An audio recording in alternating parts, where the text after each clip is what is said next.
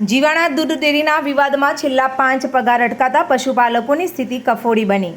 વિવાદને લઈ ડેરી નિયામક મંડળની ચૂંટણી યોજાતા પરિવર્તન પેનલના 15 સદસ્યોએ જીત મેળવી. વિવાદનો કાયમી ઉકેલ લાવવાની ખાતરી અપાઈ ત્યારે ધાનેરાની જીવાણા ડેરીમાં વિવાદ થતાં પશુપાલકોને 5 પગાર ન મળતા સ્થિતિ કફોડી બની હતી. જે વિવાદના સમાધાન પેટે ડેરી નિયામકની ચૂંટણી અધિકારી અને પોલીસ બંદોબસ્ત સાથે યોજાઈ, જેનું પરિણામ જાહેર થતાં સત્તાધારી પક્ષની હાર થતાં પરિવર્તન પેનલના 15 સદસ્યોની જીત થઈ. પરિવર્તન પેનલમાં અલગ અલગ સમાજના પશુપાલકોએ નિયામક મંડળ માટે ચૂંટણીમાં ઝંપલાવ્યું હતું, જે ડેરીના મતદારોએ વિશ્વાસ મૂકી ડેરીની સત્તા સોંપી છે.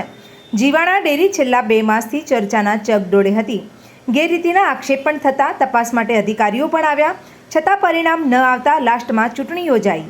475 સભાસદ ધરાવતી મંડળીમાં દૂધ ગ્રાહક 366 અને સભાસદ 167ની યાદી પ્રમાણે મતદાન થયું, જેમાં પરિવર્તન પેનલના 15 સભ્યોની જીત થઈ અને સત્તાધારી પેનલની કારમી હાર થતાં ચૂંટણીમાં ગોટાળો થયાના આક્ષેપ પણ થયા. જે વિજેતા સભ્યો ગેરરીતિ મુદ્દે રદિયો આપતા કહ્યું કે ચૂંટણી પારદર્શક યોજાઈ છે, પોલીસ બંદોબસ્ત વચ્ચે કશું ખોટું થયું જ નથી. બીજી તરફ ચૂંટણી પૂરી થઈ પણ મુદ્દો હજુ યથાવત જ છે, કારણ કે 5 પગાર પશુપાલકોને મળ્યા નથી. જેથી ખેડૂત આગેવાન ચીમકી આપતા કહ્યું કે વિવાદ પૂરો થઈ ગયો છે, તત્કાલ પશુપાલકોને પગાર આપવામાં આવે. વહીવટીતંત્ર જો કંઈ કાર્યવાહી નહીં કરે તો પશુપાલકને સાથે રાખી સાબરકાંઠાવાળી કરવી પડશે. ડેરીના વિવાદમાં પશુપાલકોને થતા અન્યાયને ક્યારેય સહન ન કરી શકાય.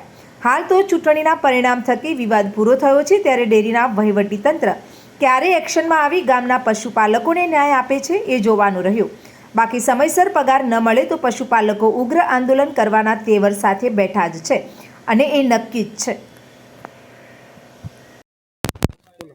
હું જીવાણા ગામના વતની છું, જયાભાઈ ચતુરાભાઈ પરમાર. બરાબર, અમે આજ 4 પગાર રોકાયેલા પડ્યા છે, એ પણ પગાર નથી આપતા અને મારે ટીમબાજી કમ્પ્લેટ આવી જઈએ એનો પણ વિરોધ કરે છે.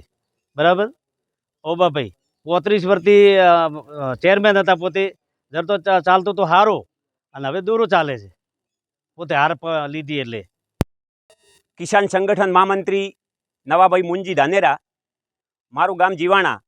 મારા ગામમાં ખાસા સમયથી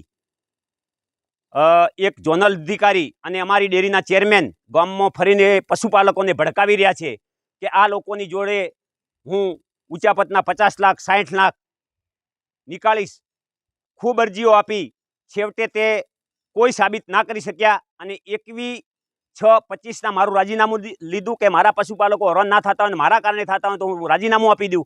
મેં રાજીનામું આપી દીધું, છતાં એ લોકોએ આજ દિવસ સુધી પેમેન્ટ છૂટું કર્યું નથી અને એમનો ભ્રષ્ટાચારનો દુરસ્તી કરતો એક પણ રિપોર્ટ તે લોકો સાબિત કરી શક્યા નથી.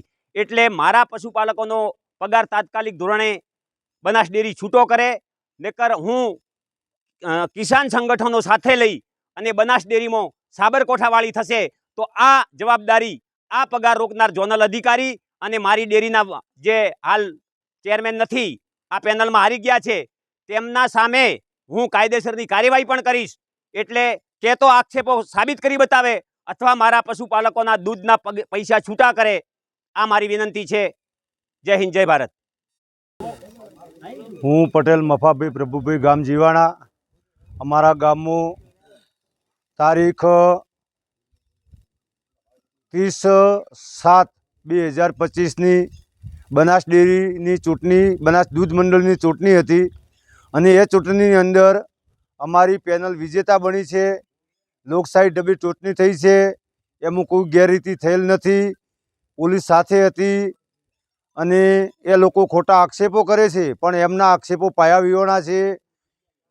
અને આજે છેલ્લા 5 પગારથી ગામમાં દૂધ ગ્રાહકોના પગારો આપતા નથી અને ઝોનલ અધિકારી તરીકે નારણભાઈ પટેલ અને અમારા જૂના ચેરમેન અમારા ગામમાં ખોટા ભય ઊભો કરી, ખોટો માહોલ ઊભો કરી અને વસ્તીને ભરમાવાનું કામ કરે છે.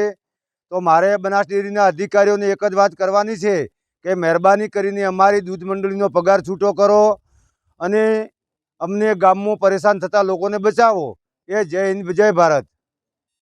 તમારું નામ શું છે ને પશુપાલકને પગાર નથી મળતો, શું પરિસ્થિતિ? હું જીવાણા ગામે રહું છું, જીવાણાનો રહ્યો છું. મારું નામ મફાભાઈ ફગલુભાઈ રબારી. બરાબર. આ મારી વસ્તી આજ 2 મહિના છે, આ 5મો પગાર ભેળો થાય. બરોબર. પશુ રે ખોણ નથી હબળો, વસ્તી પાસે પૈસા નથી, વસ્તી ખૂબ પરેશાન છીએ. આમ હું હાથ જોડીને વિનંતી કરું કે અમારો પગાર છૂટો થવો જોઈએ. બરાબર. બીજો હવે શું રજૂઆત કરવાનું ધોનલ સાહેબની કાં કે મત કરો એવું વસ્તી મત પસ દો. બરાબર. તમારે જે રાજકારણ એ તો તમારે રહેવાનું, પણ એ કોઈ અમારા વસ્તીના દોષ નહીં.